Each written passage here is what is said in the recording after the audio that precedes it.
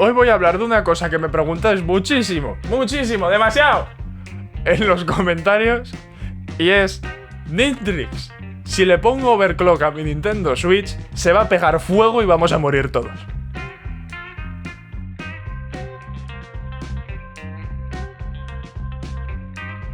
Antes de empezar a resolver esta cuestión, quiero explicar primero qué es el overclock, por si alguien no está puesto o no sabe lo que es.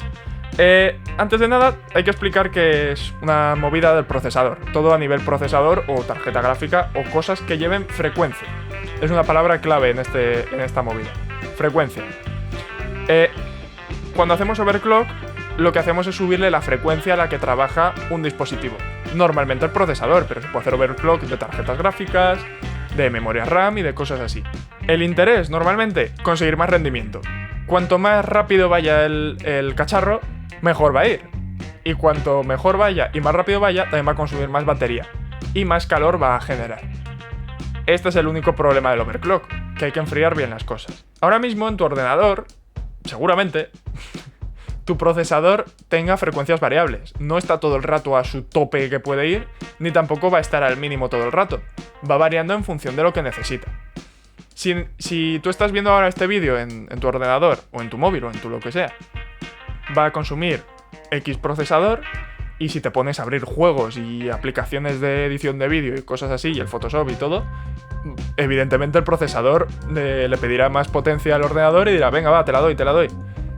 Y te da más potencia. Con lo cual, la frecuencia es variable en los procesadores, entre unos límites, evidentemente. No va a irse a una frecuencia que se derrita. Los ordenadores lo hacen, los móviles lo hacen, y la Switch también lo hace. ¿Cuál es la manera más fácil de verlo? Realmente es muy gráfico. Cuando jugamos en modo portátil, la consola juega en unas potencias, y cuando la ponemos en el dock, va a otras. Por eso muchas veces, cuando vamos a coger la Switch del dock después de haber jugado, quema. O no quema, está muy caliente. Pero desde luego que está mucho más caliente que si hubiéramos jugado en modo portátil. Este cambio es automático. La Nintendo sabe cuándo está jugando un juego, cuándo necesita más potencia y cuándo está en modo portátil y en modo dock. Y en función de eso varía sus frecuencias. Con dos objetivos. En el modo dock, rendimiento, mucho rendimiento y que todo vaya bien, porque tenemos batería infinita, recordémoslo, porque estamos enchufados todo el rato. Y en el modo portátil el objetivo es ahorrar batería. Si bajamos esas frecuencias un poco, ahorramos batería. Es otro de los objetivos del overclock. En ese caso no se llama overclock porque no es over por encima, sino es underclock por debajo. Pero es la misma base y es el mismo fundamento. Haciendo overclock a la Switch, lo que hacemos es ajustarlo nosotros manualmente, ponerle unos parámetros que nosotros decidamos. ¿Cómo podemos hacer esto? Si tienes curiosidad, en mi canal hay un vídeo en concreto, que es cómo hacerle overclock a tu Nintendo Switch, en la que usamos una aplicación que nos deja, desde un pequeño menú, elegir las frecuencias. Pero hay otras cosas, como un... No, pitido, hay pitido. Como un programa para retrojugar a nuestros juegos favoritos en la Nintendo Switch, llamado Laka, como el Sprite. Laka con C, no con 2Ks, con C. Que también nos deja hacer overclock. ¿Por qué nos dejan estas opciones? Pues para que tengamos capacidad de decisión. ¿Queremos gastar más batería? Vale, vamos a tener mejor rendimiento. ¿Queremos ahorrar batería? Vale, pero vamos a tener menos rendimiento. ¿Puedo soportar que esté un poco más caliente en mis manos? Sí o no, entonces en función de eso vamos ajustando. Mucha gente se flipa y dice, no, el overclock le va a pegar fuego a tu Nintendo Switch. Hombre, en los programas que usamos nosotros está limitado a la frecuencia, igual incluso un pelín por encima de la frecuencia máxima del procesador. Pero la Nintendo, aunque se ponga a soplar como una bestia, si no pasa a unos niveles de temperatura extremos, no se va a dañar. Y ya no solo eso, los dispositivos electrónicos, cuando pasan de X temperatura, se apagan automáticamente. Protección, por sistema de protección. De hecho, mi portátil, un portátil gaming, consejo del día, no os compréis portátiles gaming, para gaming, porque... no, sí, que tiene una gestión de la temperatura muy... Mentira. En una caja de ordenador, que lo tengo ahí, por eso estoy mirando hacia allá, va a fluir mucho mejor el aire que en un portátil. Por mucho que os digan, el mío suena como un secador y está a constantes 90-95 grados. Eso no es normal. Debería estar a 70 grados en el peor de los casos.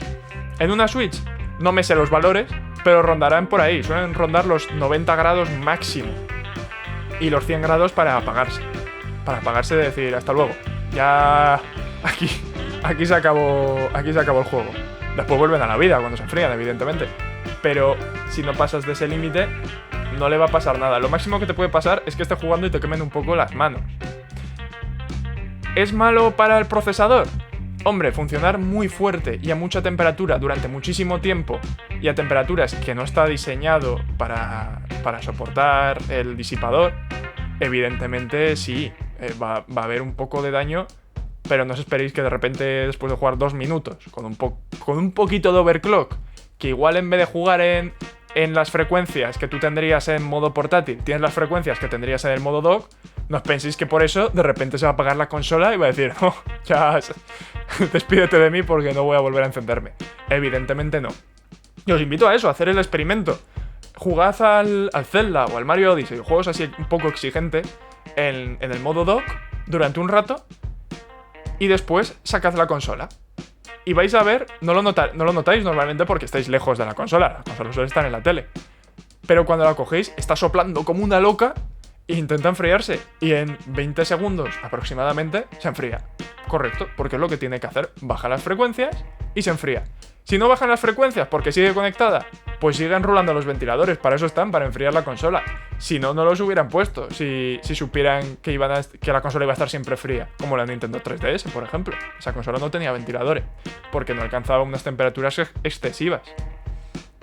¿La Nintendo Switch es más potente? ¿Las alcanza? Vale, pero tiene refrigeración. Con lo cual, eso que ganamos. Dicho esto, perded el miedo al overclock. Si no se lo hacéis, que sea porque gastéis mucha batería o porque no queréis y no lo necesitáis. Yo, por ejemplo, no lo suelo usar porque no lo necesito. Pero que no sea porque se os va a pegar fuego la Nintendo. Si lo hacemos todo dentro de unos niveles normales y no nos flipamos y no jugamos durante 15 horas seguidas, y evidentemente si vemos que empieza a quemar mucho la consola, la apagamos. Porque hay días, por ejemplo, hoy aquí en mi ciudad hace bastante calor, han hecho 40 grados al mediodía. Evidentemente no es lo mismo jugar cuando en casa hacen 27 grados que cuando hacen 22. Se nota bastante. O jugar al sol o jugar a la sombra. Es totalmente distinto. Hay que tener un poco de cabeza y hay que jugar siempre en los valores lógicos, que no hace falta ser un experto, pero ya que te quemen las manos ya indica algo. Y nada más, os pregunto a vosotros, ¿soléis usar overclock? ¿Cómo lo usáis? ¿Os da miedo? ¿No os da miedo? Dejadmelo en los comentarios, me gustaría leeros, ver vuestra opinión, porque esto al final es un debate. Y si os ha gustado el vídeo, suscribíos al canal. Y como siempre, gracias por verme.